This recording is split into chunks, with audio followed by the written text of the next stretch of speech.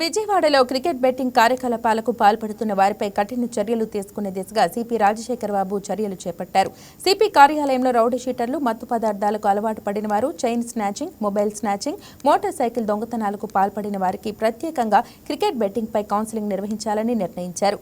CVR, CPR sample సేకరణ కొనసాగుతుందని, PD act కింద క్రికెట్ బెట్టింగ్ ను చేర్చేలా చట్ట సవరణకు ప్రతిపాదన పంపుతున్నామని వెల్లడించారు. ఎన్టీఆర్ కమిషనరేట్ పరిధిలో ఈవ్ టీజింగ్ చేసిన వారికి కూడా డ్రగ్ టెస్టులు నిర్వహిస్తామని, క్రికెట్ బెట్టింగ్ లో పాల్గొన్న వారిపైన డ్రగ్ టెస్టింగ్ తప్పనిసరి చేస్తామని చెప్పారు. డ్రగ్స్ పై దండయాత్ర 3.0ను త్వరలో ప్రారంభించనున్నామని, విద్యా సంస్థల్లో కూడా డ్రగ్ టెస్టింగ్ చేపట్టనున్నామని తెలిపారు. స్పెషల్ టాస్క్ ఫోర్స్ ఏర్పాటు చేయడం జరిగింది. ఇందులో క్రికెట్ బెట్టింగ్ ఆడే వాళ్ళ మీద ఒకవైపున నిఘా ఉంచుతూనే మూలాల్లోకి వెళ్ళాలని చెప్పేసి వారికి చెప్పడం జరిగింది. అందులో భాగంగా ఈ బెట్టింగ్ యాప్స్ ఏదైతే ఉన్నాయో కొన్ని వందల బెట్టింగ్ యాప్స్ ఇప్పుడు వారు వడపోస్తున్నారు. అదేవిధంగా సోషల్ మీడియాలో ఆన్లైన్, వాట్సాప్ ఈ అకౌంట్స్ అన్నీ కూడా వారు చూస్తున్నారు.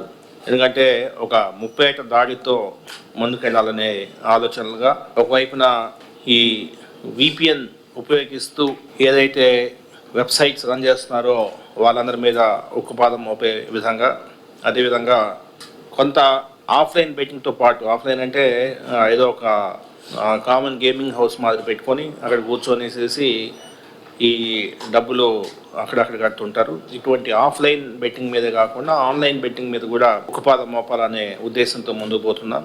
ఇందులో ముఖ్యంగా కొన్ని అకౌంట్స్ని వాటిని పరిశీలించి ఫైనాన్షియల్ ఇన్వెస్టిగేషన్ చేస్తూ మూలాల్లోకి వెళ్ళడం ఒక ఎత్తు అయితే, వారి CDRs, IPDRs అనలైజ్ చేసి ముందుకెళ్ళడం మరొక ఎత్తు అయితే, లింక్డ్ ఇన్వెస్టిగేషన్ ఎవరైనా ఒకటి దొరికినప్పుడు తద్వారా లింక్ చేసుకుంటూ ఎవరైతే కింగ్ పిన్ ఉన్నాడో వాడిని పట్టుకోవడం. ఆ విధంగా 3-4 రూట్స్లో స్పెషల్ టాస్క్ ఫోర్స్ లాస్ట్ 2-3 డేస్లో వాళ్ళు వర్క్ స్టార్ట్ చేశారు.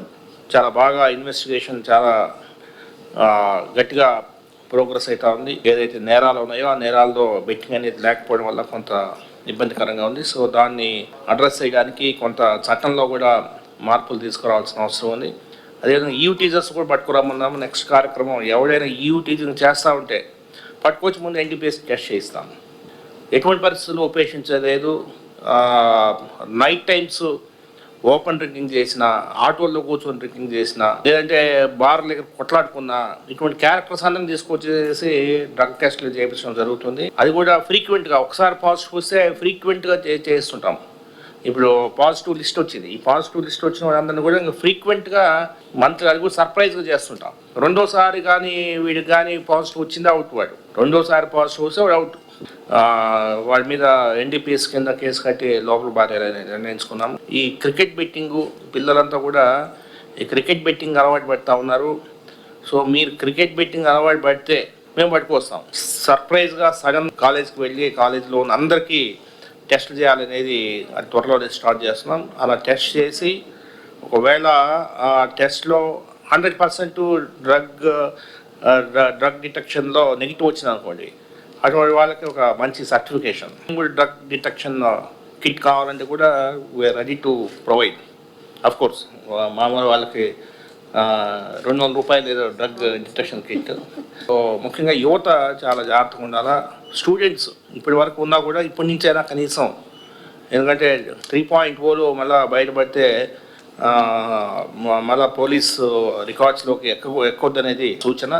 గట్టిగా దీన్ని పబ్లిక్లోకి తీసుకెళ్తారని ఆశిస్తూ ఇప్పుడు ఎటువంటి నేరం చేసినా వాటి ముందు అర్జెంటుగా డ్రగ్ డిటెక్షన్ పంపిస్తున్నాం. ఇంతెందుకు నిన్న కాక మన డ్రగ్